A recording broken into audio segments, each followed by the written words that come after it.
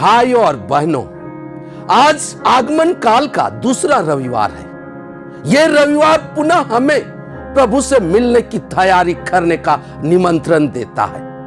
आज की पूजन विधि हमें अपने जीवन में बदलाव लाने और अपने आध्यात्मिकता में मजबूत होकर शांति को अनुभव करने पर जोर देती है।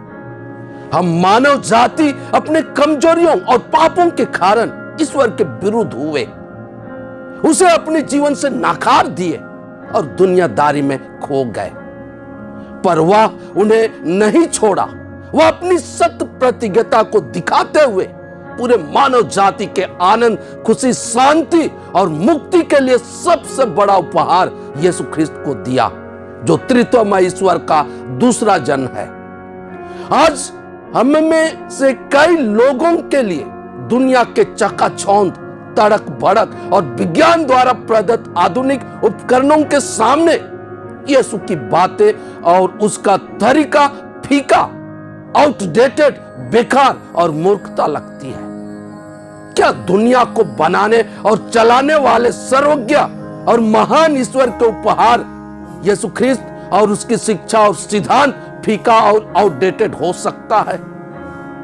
आगमन काल के दूसरे रविवार को इस पर विचार करना उचित होगा। आगमन काल वह समय है जो हर विश्वासी को आह्वान करती है कि वह अपने आचरण पर विचार करे। अगर उनके आचरण प्रभु के स्वागत लायक नहीं है तो उसे ठीक करें। पाप रूपी घाटी, उबड़ खाबड़ और टेढ़े मेढ़े वाली रास्ते को प्रेम, सेवा और क्षमा रूपी सद्गुणों से भरकर समतल और सीधा करें। इसी बात को सांकेतिक ढंग से आज के पाठों में बताया गया है और हमें चुनौती दी गई है कि हम अपने जीवन पर विचार करें और इसे विरूपित करने वाली बातों को पहचान कर अपने जीवन से उसे दूर करें। आज का पहला पाठ नबी बारूक के ग्रंथ से पढ़ा गया। यह विलाप और सांत्वना का गीत है। इसमें नबी शोक और संताप के वस्त्रों को उतार कर ईश्वर की महिमा का सौंदर्य को धारण करने की बात को बताते हैं। ये बातें बाबुल में निर्वासित इस्राएलियों के लिए कहा गया था, जो अपने जीवन से ईश्वर और उनके आज्ञाओं को दरकिनार करने के कारण उनकी स्थिति दयनीय हो गई थी। निर्वासित होने से पहले उनके लिए दुनियाई महत्वाकांक्षाएं वाली बातें अधिक महत्वपूर्ण हो गई थी। उनके लिए क्षणिक सुख की प्राप्ति ही सब कुछ था, पर बाद में तकलीफ होने पर उन्हें यह एहसास हुआ कि वे गलत रास्ते पर थे। क्षणिक सुख की चाहत उन्हें उस सच्चे ईश्वर से दूर कर अनंत सुख से वंचित कर रही थी। उनके जीवन में उस प्रेमी ईश्वर की अनुपस्थिति से वे हताश और निराश का सामना करना पड़ रहा था। उन्हें कुछ नहीं सूझ रहा था कि क्या करें। ऐसी परिस्थिति में नबी बारूक उनके बीच आए और उन्हें आशा और सांत्वना का संदेश दिए कि वे प्रभु के पास लौटे। वे अपने कमजोरियों को स्वीकार कर और उसके लिए क्षमा मांगकर प्रभु से मेल मिलाप कर लें।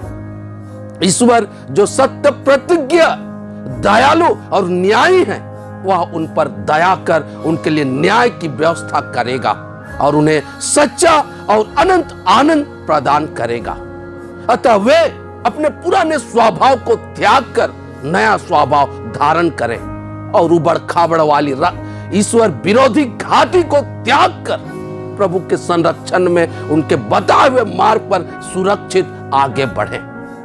आज ये बातें हमारे लिए भी लागू होती है। कई बार हम भी क्षणिक सुख और अनंत सुख में भेद नहीं कर पाते हैं और क्षणिक और अल्पकालिक सुख की प्राप्ति में लगे रहते हैं। हम ये भूल जाते हैं कि यह सांसारिक जीवन अनंत जीवन पाने की तैयारी है।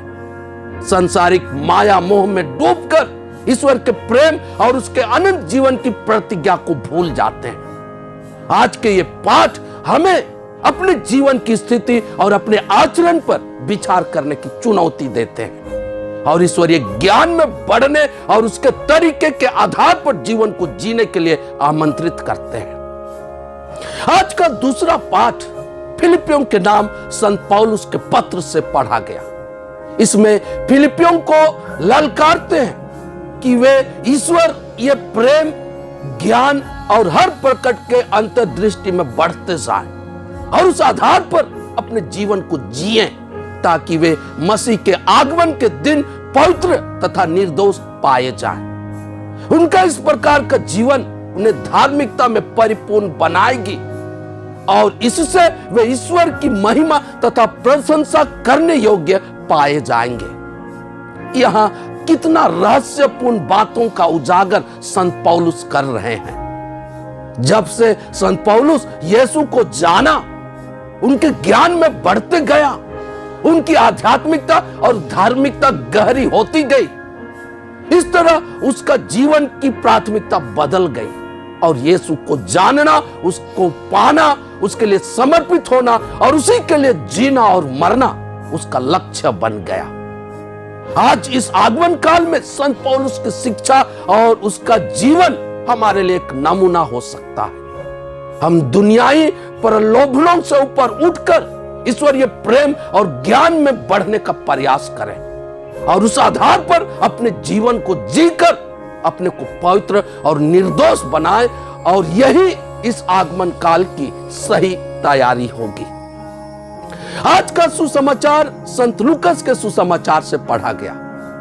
इसमें हमें ऐतिहासिक पृष्ठभूमि के साथ साथ यूहन्ना बपतिस्ता को पाते हैं, जो यरदन के समस्त प्रदेश में घूम घूम कर लोगों को पश्चाताप के बपतिस्मा का उपदेश दे रहे थे। वे नबी साहस के कथन को दोहराते हुए कह रहे थे कि वे प्रभु का मार्ग तैयार करें। प्रभु का मार्ग तैयार करने का मतलब मसीह के आगमन के लिए जो भी बाधाएं हैं उन्हें वे ठीक करना था। यीशु को अपने जीवन में स्वागत करने के लिए हमारे जीवन में क्या क्या बाधाएं हैं, आज उसे पहचानने की तथा उससे जीवन से बाहर करने की जरूरत है। साथ ही हमें यूहन्ना बपतिस्ता जो यीशु के अग्रदूत थे, उसके जीवन शैली पर गौर करते हुए उस नमूनों पर चलना होगा। वह साधारण जीवन जीता था, वह नम्र हृदय का सच्चा और निष्कपट था, उनका ईश्वर पर दृढ़ विश्वास था, वह अपनी जिम्मेदारी को बखूबी जानता था। मसीहा के लिए मार्ग तैयार करना ही उनकी प्राथमिकता थी। वह ईश्वर की इच्छा को पहचानता था और उसी के आधार पर लोगों को सचेत करता था। संक्षेप में कहे तो वह सच्चा ईश्वर भक्त था। अगर आज हम वास्तव में मसीहा का स्वागत करना चाहते हैं तो हमें अपने जीवन शैली पर गौर करना होगा।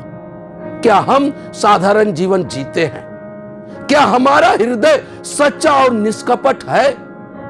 क्या हम अपने सभी कामों को जिम्मेदारी पूर्वक करते हैं? क्या उन कार्यों द्वारा ईश्वर की महत्तर महिमा होती है? क्या हमारे संपूर्ण जीवन से ईश्वर भक्त होना झलकता है? कितना भी बाहरी तड़क भड़क प्रभु के स्वागत के लिए क्यों ना करें, जब तक हमारा आंतरिक नवीनीकरण नहीं होता है, हम नम्र, सच्चा, निष्कपट नहीं बनते हैं, अपने रिश्तों को एक दूसरे से ठीक नहीं करते हैं, अपनी बुरी आदत और घमंड को नहीं छोड़ते हैं, तो यह तैयारी अधूरा ही होगा।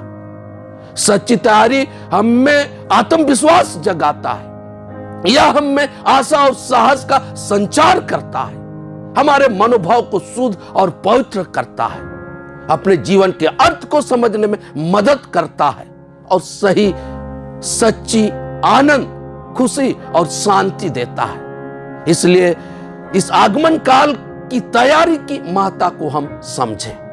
अतः इस पवित्र यूखरिस्त में प्रार्थना करें कि ईश्वर हमें सच्ची तैयारी का मनोभाव दे।